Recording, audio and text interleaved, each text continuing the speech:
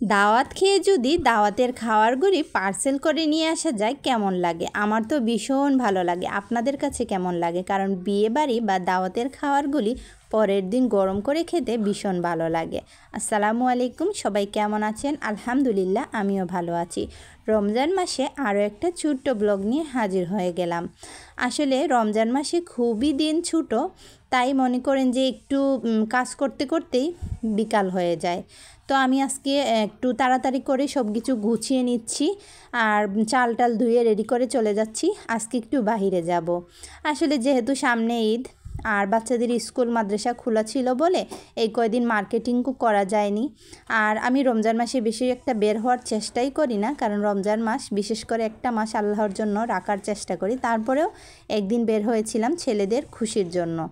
তো কাছাকাছি বেশি দূরে যাইনি, কাছাকাছি মার্কেটগুলিতেই বাচ্চাদের খুশি মতো যতটুকু সম্ভব চেষ্টা করেছি ওদের শপিং করে দেওয়ার জন্য। আর জুতা হোক, স্যান্ডেল হোক বা জামা কাপড় আমি সবসময় চেষ্টা করি যেটা পরে আরাম বা যেটা হেঁটে আরাম এগুলি কেনার চেষ্টা করি। আসলে কি, যেহেতু গরম, বাচ্চাদের আরামদায়ক জিনিসপত্র দেওয়াই ভালো। তো আসলে মার্কেটিং শেষ হয়ে যাওয়ার পর বাসায় চলে এসেছি। আমার দুই ছেলের হচ্ছে এক জায়গায়, দুই ভাইয়েরই এক জায়গায় দাওয়াত আছে, ইফতারির দাওয়াত। তো ওদের সুন্দর করে দুইজনকে রেডি করে দিয়েছি। একই কালার পাঞ্জাবি পরে, একই কালার টুপি পরে দিয়ে দাওয়াতে যেখানে আছে ওইখানে দুইজনকে দিয়ে আসবো। আর তো আস্তে আস্তে আসলে বেশ দেরি হয়েছে।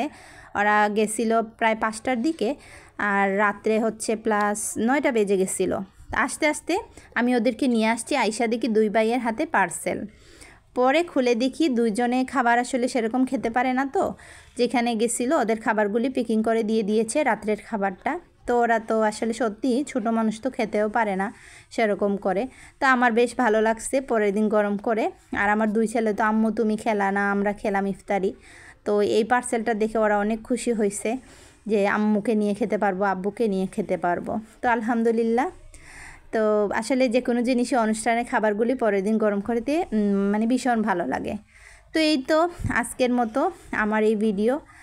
আর চেষ্টা করি আপনাদের কাছে, যেটা আমার প্রত্যেক দিনের নিয়মিত ভিডিওগুলি আপনাদের কাছে তুলে ধরার। আমি জানি না আপনাদের কাছে ভালো লাগে কি না। আসলে আমি যেরকমই কোনো শো অফ বা কাটাকাটি করি না, যেরকম আমি ওই রকম করেই তুলে ধরার চেষ্টা করি। আর আমার সন্ধ্যার পরে চা না খেলে চলেই না, তো চা একটু খেলে ভালো লাগে। তারপরে হচ্ছে গিয়ে একটু গরম করে দিলাম বিরিয়ানিটা, মানে মোরগ পোলাওটা গরম করে খেতে কিন্তু বেশ ভালো লাগে। আবার গরম করে 10টা সাড়ে 10টার দিকে ওদের খেতে দিয়েছি। এই তো আজকের মতো আমার ভিডিও ভালো লাগলে অবশ্যই কমেন্টে জানাবেন।